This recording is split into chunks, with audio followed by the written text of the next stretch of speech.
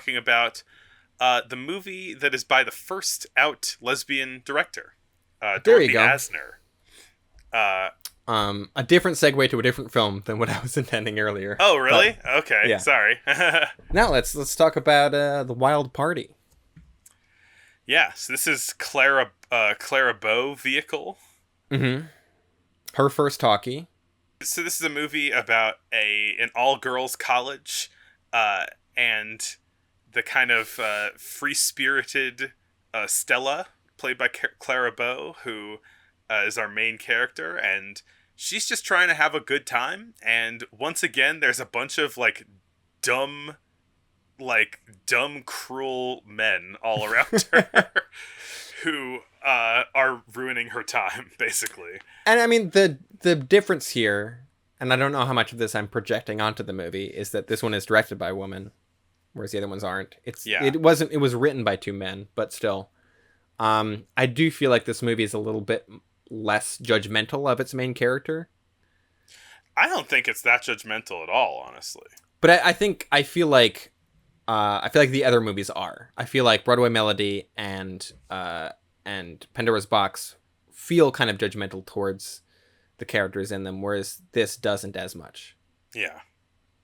This feels like it's actually sort of a story being told from this character's perspective. Mm-hmm. I mean, it's still the 20s. It's still kind of a little, it's still a little silly to modern eyes, I think. But I enjoyed this I don't think this movie is even that good, but I enjoyed it so much more than the other sound movies that we watched that I'm like, it felt like such a breath of fresh air, and that it is competently made as opposed to the other two. It still has some of the pitfalls of early sound movies. There's some awkward line readings. There's some strange pauses. But I think it feels more like a real movie than the other ones. Yeah. It feels so much less clunky than... There's another movie that also feels clunky that we haven't talked about yet, but this one felt at least like it was making an effort to actually have a story that flowed and scenes that make sense together. Yeah. In that order. And characters that act remotely human. Yeah. Although I did use that word... I did use that key word in my notes here. I said pretty clunky story, but it is less so than... Right. That's what I mean. This movie is pretty clunky, but it's so much less clunky than some of the others released this year that it's like, oh my god, this kind of very middling movie feels like a masterpiece compared to some other stuff. Right. So we start with Clara Bow is at an all-girls college. Clara Bow from Wings and It, which we didn't talk about, but you speak very highly of. The sort of famous... The thing this movie is famous for, I guess, in addition to just being Clara Bow's first talkie, is that because Clara Bow had so much trouble hitting her marks for the sort of planted microphones they had on set, Dorothy Arzner, the director, devised putting a microphone on a fishing pole and following her around with that, which led to the boom mic, which is what we still use now.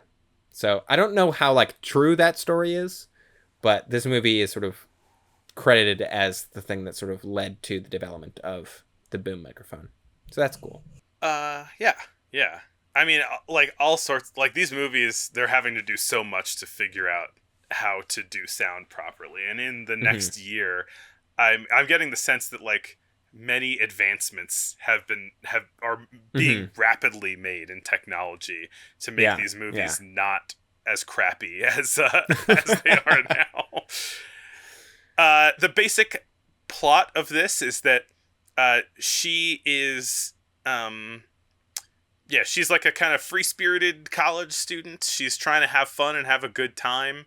And there is an anthropology professor who she is sweet on. He's an anthropology professor who is basically Indiana Jones in this movie. He's an anthropology professor that all of the girls are making fluttery eyes at. Yeah. And he gets into fist fights and talks about his time in the jungle. he's Indiana Jones if he were actually enough of a creep to Right, yeah. take up that girl with the on her offer that she wrote on her eyelids in Yeah. the first movie.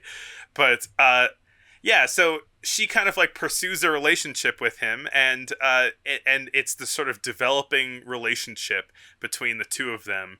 This kind of tension of, will he get fired for going out with a student, Rightfully. and will her RA narc on her about going out with the professor? And but also, like, I think that Clara Bow does a really good job selling it, but this is another movie where, like, Gil, the anthropology professor, is just like a horrible person. Yeah. He's not he great. is so mean to everyone around him. Yeah.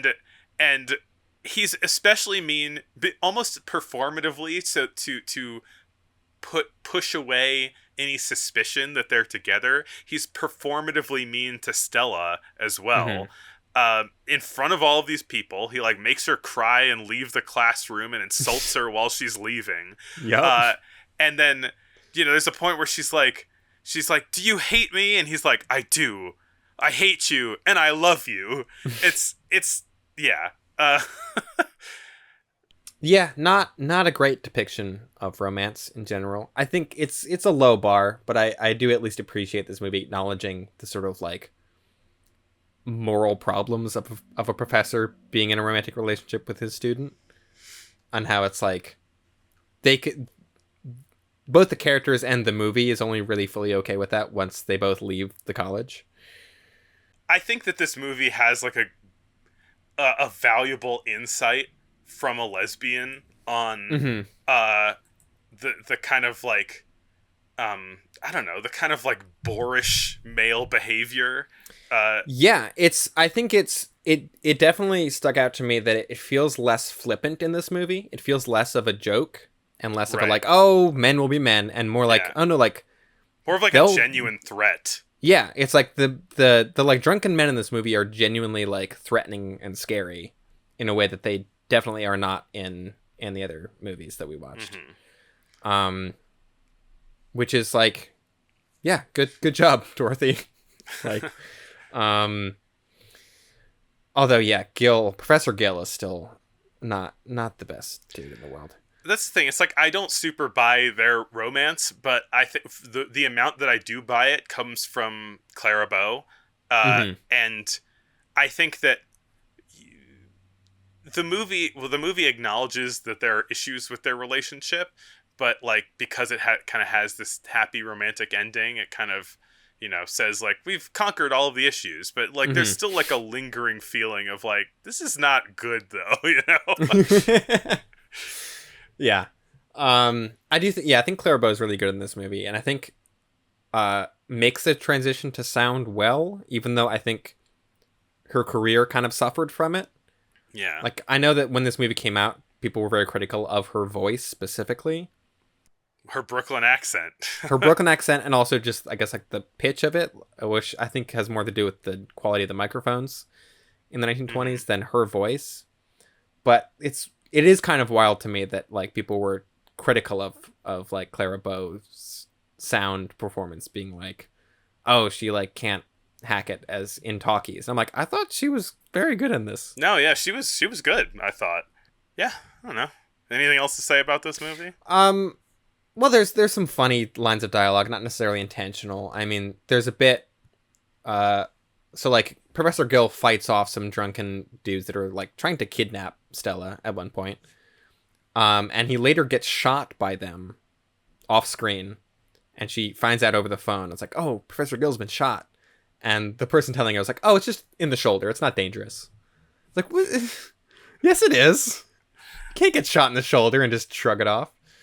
And yeah, or it's maybe like they shot your shrug off.